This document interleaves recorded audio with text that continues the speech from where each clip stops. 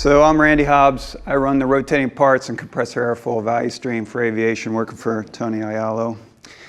As Larry said, early summer, 14-ish of us got together who I guess had a proficiency around lean, definitely a passion around lean.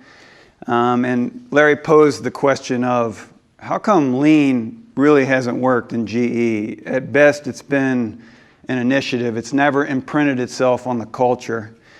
And honestly, that has been a nagging question that had been really frustrating and plaguing me for probably 5 to 6 years about my own personal influence on lean. And so during that visit, I introduced myself as a 25-year C student of Toyota, and then shared a little bit about my journey. Little did I know that would launch a speaking series. And unfortunately for some of you who were at Greenville, you're going to hear it again. So I would really appreciate if you could just act like it's really riveting. Richard, if you could throw out a couple Amen Brother Randys. It'll really help my fragile psyche right now. So a little bit about me. I'm a product of GE. I co-opted GE. I was on leadership program at GE.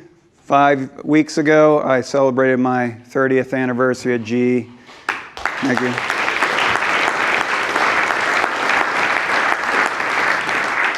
I'm waiting for that toaster to come in the mail. It'd be sweet.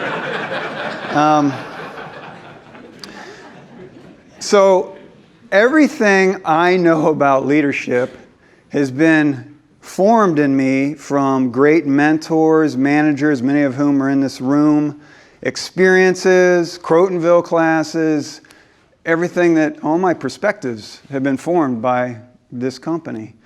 And that said, I'm going to talk about my journey, but really I strongly feel it's a proxy about where we need to be and how we need to change as leaders to really imprint lean in our culture. The second thing is, I am passionate about this subject. When I first started co-oping, I read this book on the Toyota production system called The Machine That Changed the World. And ever since then, I have been a constant consumer of lean materials, lean experiences, training. I see everything as a process, whether that's getting up in the morning, getting prepared for work, the things I do at work, mowing the grass. I see everything as process that needs to be and should be optimized. Which can drive my family a little crazy, but it's just how I'm wired. So that said, knowing that about me, or me telling you that, why would I be a C student? Well, as I reflected on the jobs I've taken in this company, I've always come at them tenaciously with lean, is my mindset of how I'm going to change something. And I'll put infrastructure in place. I'll dedicate lean leaders. I'll have Kaizen promotion offices formed. My center of my operating cadence is around lean transformation. And I'll be honest, the tools work.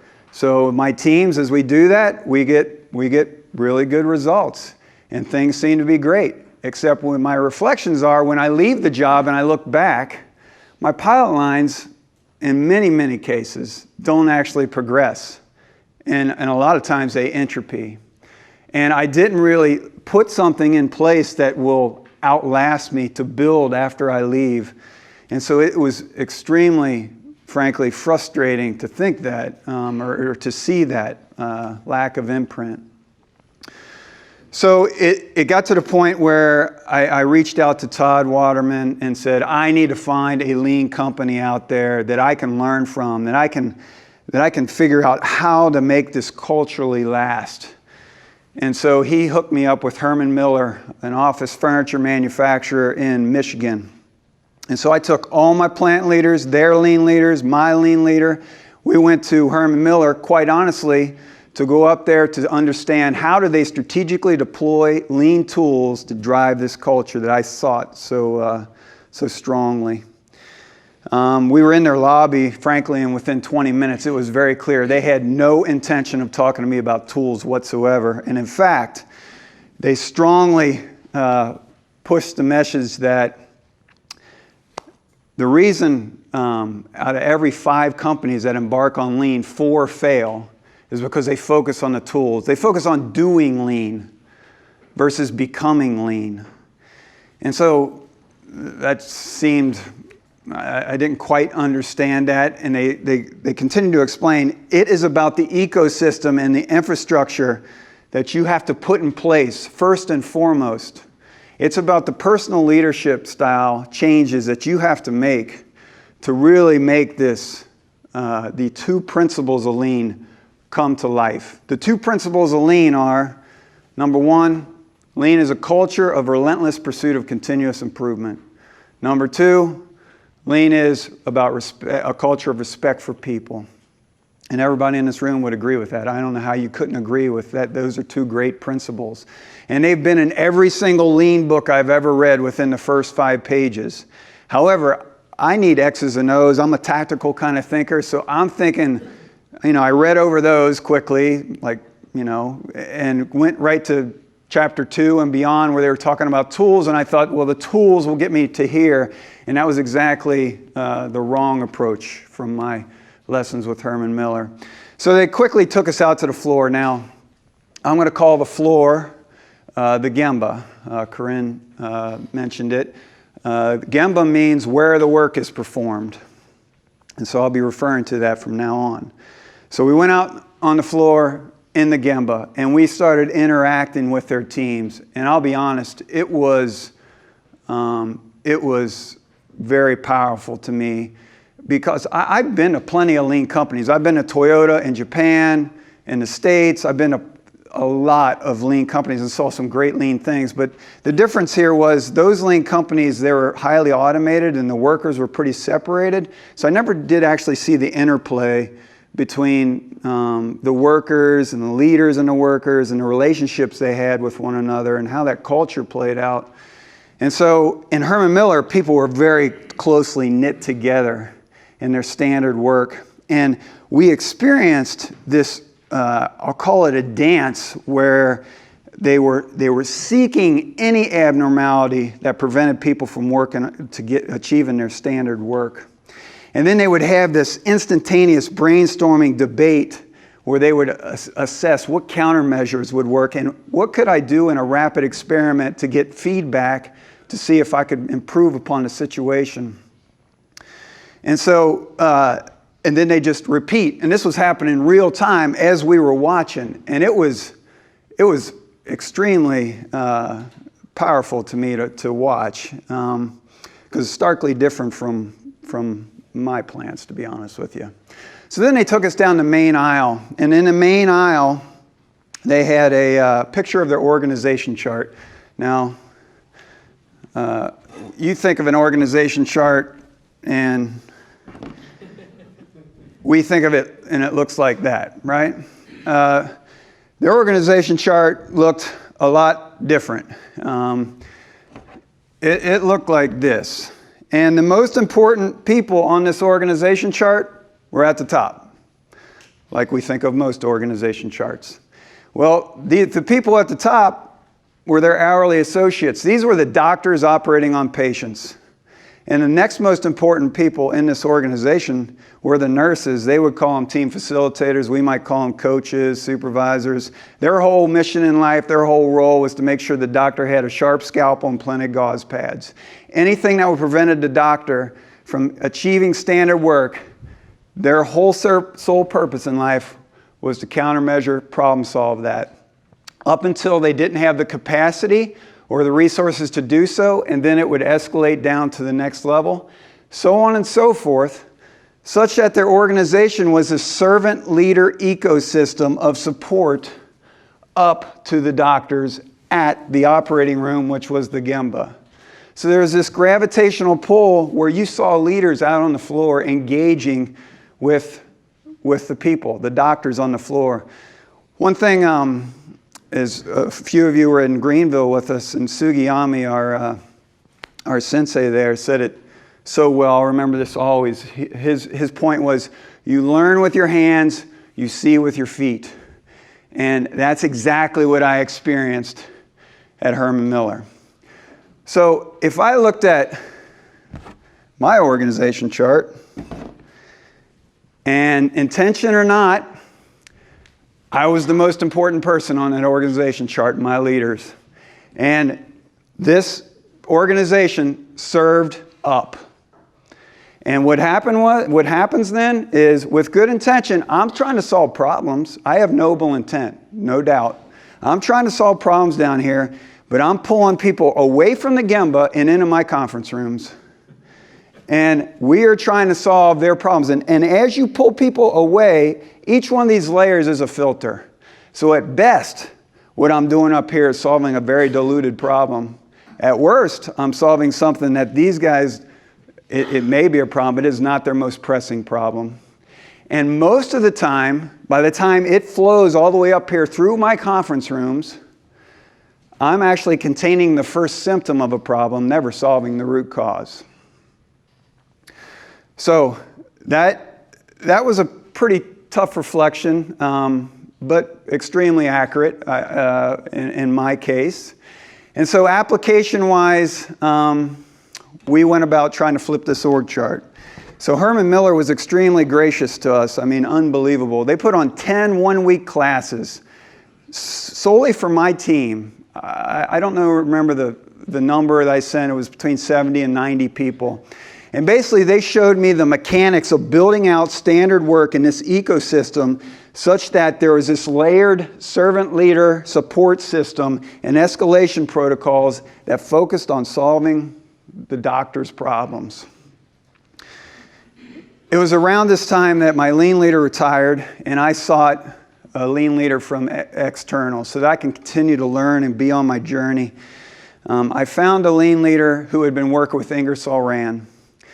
Now, Ingersoll Rand, 10 years before, their CEO came on board. His name's Mike Lamach.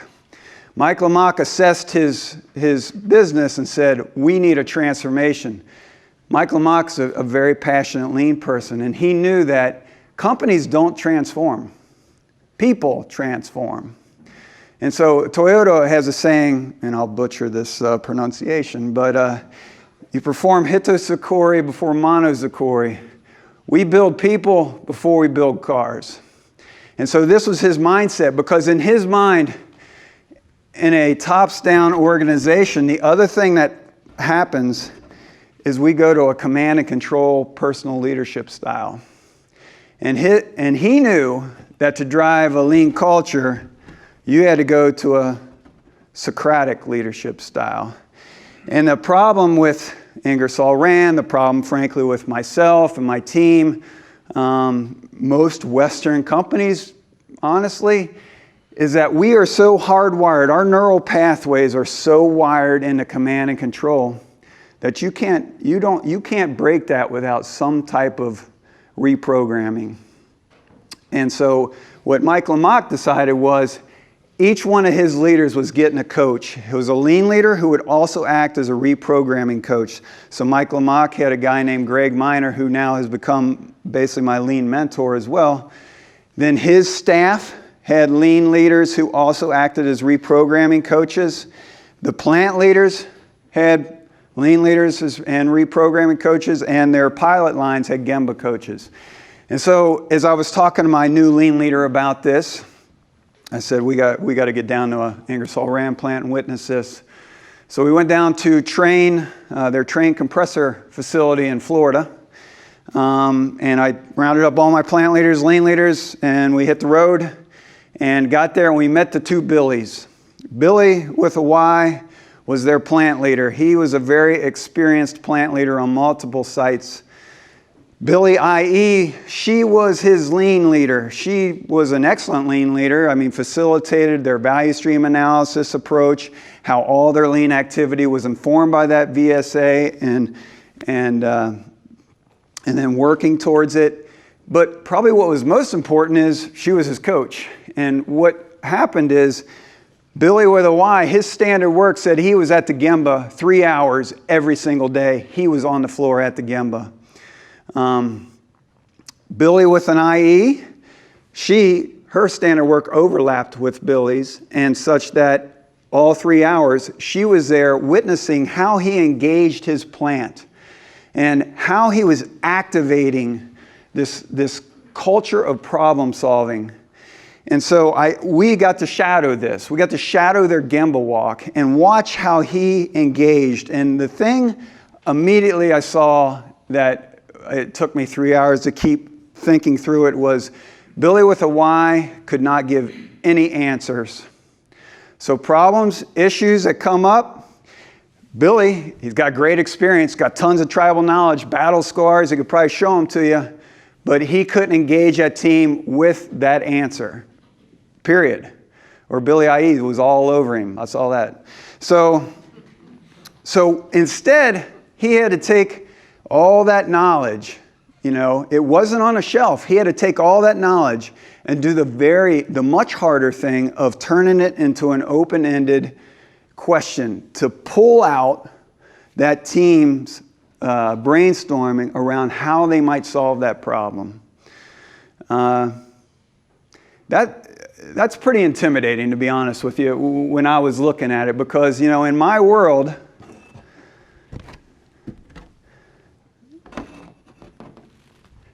I'm answers. My brand is I give answers. I'm here in this role because I gave answers better than my peers. And I give them quick, right? Because that's what we do. That's our currency. And so in my culture, my leaders, we're either giving answers or demanding answers. And so if you think about this, we're pulling people out of the Gemba. Unfortunately, my nurses, if you really inventoried the time they were at the Gemba, it was 90 minutes or less. So I'm pulling people out so that they can prepare for the conference room meetings to give an answer. My intention has always been good. Honestly, I've always wanted to solve for these people, right? But I'm pulling people out of the Gemba, making sure they're giving me the answers, the quick ones. I don't have tolerance for, determining the how. Just give me the what and get it over with. And with great intention, many times, what happens? I'm trying to do the 5 whys, but it turns out to be the 5 whos. And frankly, if you ain't given an answer in here, you're the who. And nobody wants to be the who. Right? So what happens? What happens if we get these half-baked answers? We become very creative at giving answers. I'm about as good as anyone. And so we contain the first symptom, again, of these problems, never solving the root cause. And if you go back down into our Gemba and just watch what's going on, how frustrated our doctors are. Dealing with rusty scalpels, no gauze pads. The people they need the most, the nurses, are nowhere to be found because they're all working up conference room presentations for my stupid conference room meeting, right? So think about all the chasing or the deactivation that's going on there. I call that watering the weeds. We were just watering the weeds. So this was... This took me some bigger reflection than flipping the org chart, to be honest with you. But frankly, I'd worked at G almost 30 years at the time, and I didn't work here to not leave a legacy. And my passion is lean. That's the legacy I'm going to leave. So I took the step. My coach, or my lean leader, he'd already been in this kind of environment. I was like, you're coming with me, all my plant visits. You're going to come and you're going to coach me, and it is painful. Where I thought I was a great listener, I am a lousy listener. And he shows me, and I'm learning how to open. And the responses I get is so much stronger. My assumption that I have the right answer has rarely ever come true, right? And as I engage these resources, the bigger answer has always been better. And then all my plant leaders, I went out external and hired lean leaders who could also be coaches. That's a tough pedigree, so I don't have them all filled, but I got most of them filled. And we have created standard work where they overlap. And at Gemba, they are teaching how to be Socratic in leadership style. So I guess all that said, my personal journey here is I had to go from managing from a conference room, working to flip the org chart so that I could manage from the Gemba, figuring out how to be Socratic in nature so I could lead from the Gemba. And frankly, back to Larry's question of, what's it take to imprint on this culture?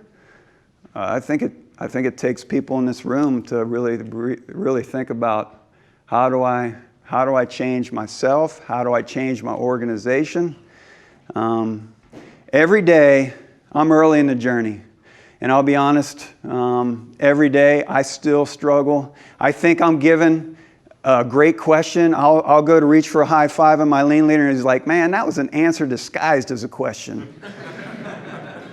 And he's right. It takes every day like 2 helpings of humility, a bunch of vulnerability, a lot of transparency, and a ton of reflection. Not necessarily virtues trained up in me in 30 years, right?